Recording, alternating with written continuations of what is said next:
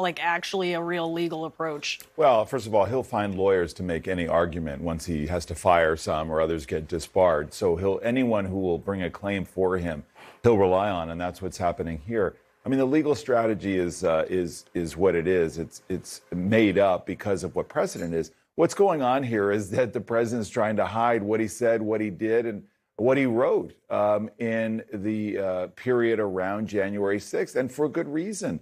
Look, he lost the presidency after one term. They lost Congress as a result of his leadership. He may want to run again. He's gotten into enough trouble with even his voters around January 6th. I mean, yeah, there's a hardcore, loud group of people who will still support him.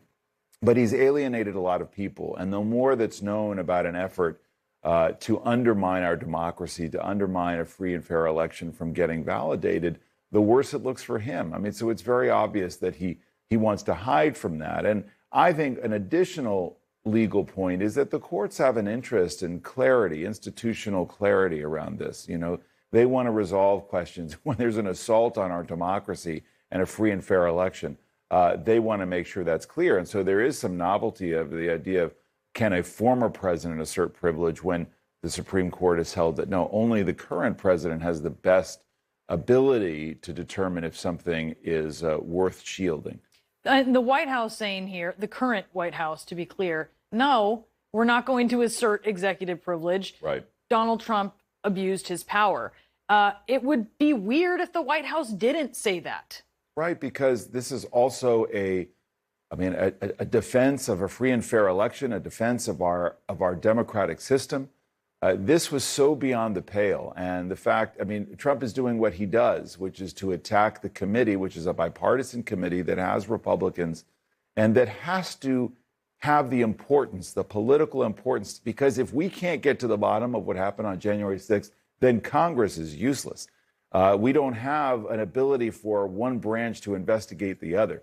This was an abuse of power just based on everything we know now, based on what the president said out loud in front of God and everybody. So once you have added layers of conversations he was having, it'll become even clearer. And again, we have plenty of clarity already. It makes you wonder, Laura, if the system is at all prepared to deal with a vexatious litigant like Donald Trump or someone who is intransigent like Steve Bannon and other aides who are refusing to comply. What happens with this contempt vote? I mean, is Bannon actually looking at any consequences here? Well, he should be. Remember, I know that oftentimes people think of baseball as America's favorite pastime, but it's actually litigation. But, Congress is not prepared normally when people just thumb their nose. The last couple of years they have been. But the idea of having a criminal referral to the Department of Justice, remember, if it was an everyday person outside of the purview of a congressional select committee, you have a squad car go pick up the person you've subpoenaed and you have them appear and actually testify. And a bald assertion of privilege is not going to be enough to shield their responsibility to comply with the subpoena. And remember, everyone keeps talking about executive privilege as if, talking about Trump and Bannon as if you just get to have a get out of subpoena free card. If you have a valid assertion of privilege, you've got to prove it. And even then, you still have to show up and answer all of the questions that are not responsive or touch upon those areas of privilege. And so you've got a very high bar here for someone like Bannon, or when the Supreme Court has already said, although that a prior president could have some claim of privilege, they still have to prove it, and there is still a lot of constraints on the ability to be able to assert it. There's a whole host of things that need to be proven. Most importantly, of course, as Laura Jarrett pointed out, the Department of Justice still has to actually make an independent decision. And if a grand jury does indict, you still have to go through a trial, which is the moment in time when the lawyers for the person who has thumbed their nose can begin to try to provide an opportunity to avoid trial and present actual testimony. And again, Steve Bannon has been quite vocal up till now, up till getting that subpoena, about his views. He has made public many of what he has alluded to the conversations being. If that's the case, he's already lost any privilege by already publicizing whatever it is he has to say. So we've got perhaps a protracted litigation, but not one that should result in any way with Steve Bannon being able to thumb his nose at a congressional congressional subpoena, or a former president being able to say, I still want to be in the Oval Office, even though I am not, and the election was fair. But just remember, timing is important too, right? If we get to the point where this all gets tied up in litigation, and you have the midterm election, politically, part of the problem is there's not enough Republican support at the leadership level if they take over to keep the committee going, and that'll be a sad reality. Enough support? Is there any? Right. I want to ask your opinion, David, about this DOJ filing that speaks not only to the importance of looking back and holding people to account for their activities on January 6th, but why it's important for the future.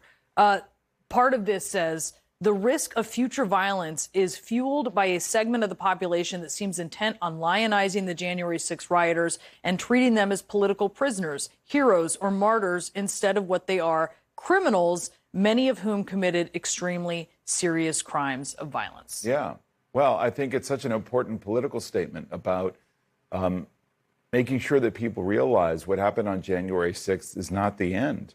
And it could be tame in comparison. We don't know what 2024 looks like. We don't know now that these forces have been unleashed, and with a demagogic leader like Trump, if he's involved again, what could be whipped up? There's a lot of connective tissue through social media. We've seen this in our history where people who are determined to use violence in ideological ends can band together, but now it's even easier to do that.